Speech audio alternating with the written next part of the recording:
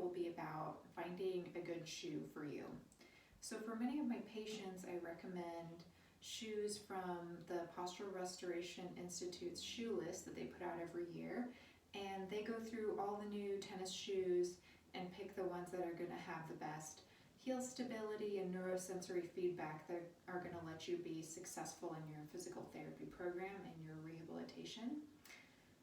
And usually, I can work with you to find a shoe on that list. So for many of you, you can't wear tennis shoes to work, or for whatever other reason, you can't be wearing tennis shoes all the time, or you just really prefer not to. So just know that those shoes, the tennis shoes on that list, if you can wear them and wear them as often as possible, those are the best. If you can't, during your rehab program, there are certain criteria in any shoe that will help you decide if that's a good shoe or not.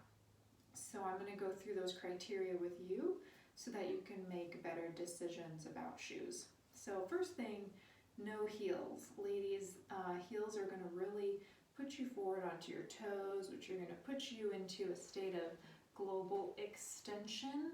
So that's kind of like that arch in the back and the ribs pushed up and the pelvis tilted forward, which is really going to help not help you stay grounded into your heels and find those ribs moving in, which is baseline, just general stability for any program. So no heels, please, as much as possible. When you're done with your rehab, there's no problem with going out to dinner or going to the movies wearing heels for a short time, that's fine. But even if you're at work and you're going to be on your feet all day, maybe consider not being in a heel shoe even after you're done with your program. So no heels. Secondly, the shoe should feel good right away when you put it on. So you shouldn't feel like you have to break in your shoe. When you put it on, that shoe should be comfortable.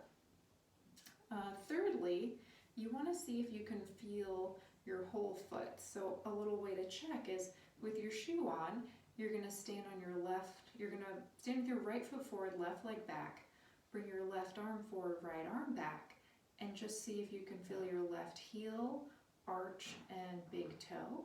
And then pick up your right foot off the ground and see if you can still feel those.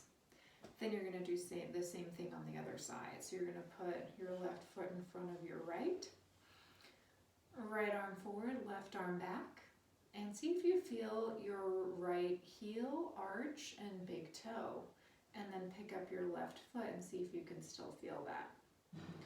So that's one way to check if the shoe is doing what we need for it to do for you as far as neurosensory input and allowing your foot to pronate, so the arch is coming down, the foot's flattening out, which is what needs to happen in mid-stance of gait. So I have a shoe here that's a dress shoe. Having this strap, like a Mary Jane strap, or shoes that lace are usually a lot better than slip-on shoes are not really very good. Definitely if there's no heel, that's not great. Ballet slippers, those little slippy fold-up shoes that are very flat and don't provide much stability, are also not great for your rehab process. So the next thing to look for is the structure of the actual shoe. So aside from having a strap or some laces, it's very important that the heel of the shoe kind of hugs around your heel and that the heel is structurally sound. So one way you can check that is if this is the heel of my shoe, I'm going to squeeze it in. And when I squeeze there, that shoe shouldn't buckle. It should stay rigid. So you see this one isn't bending in. It also shouldn't collapse downwards. So I shouldn't be able to collapse the heel when I provide pressure down this way. The next thing you want to look for is that the shoe should bend at the toe box. Unless you have some situation where your big toe doesn't move, like if you have a fused big toe or for whatever reason you can't bend your big toe back like this, unless you have a situation like that, you have to be able to bend your big toe.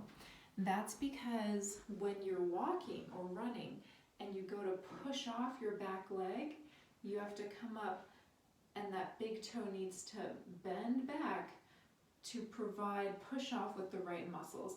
If that toe doesn't bend, you end up pulling with your back and your hip flexor.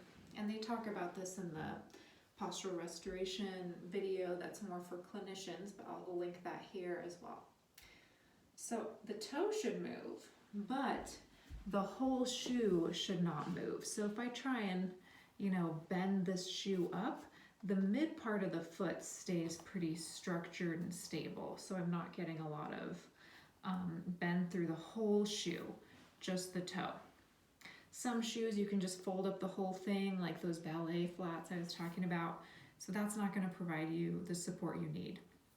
One other thing that you want to look at is, does this shoe bend kind of on this oblique axis? Now this one has a little bit of that, so I'm kind of twisting it. And what that does is it helps you go from supination with your arch lifted to pronation, and that's kind of an oblique movement of the foot. That's kind of a tertiary thing that I look at. It's not super essential, but I think it's rather important, and that's also, again, something that you'll see in that postural restoration video for clinicians, so something to be aware of. So that's kind of the main guidelines that you want to look for in a good shoe. If you have any questions about any of that, please send me a message and just let me know what you think of the video. Thank you so much.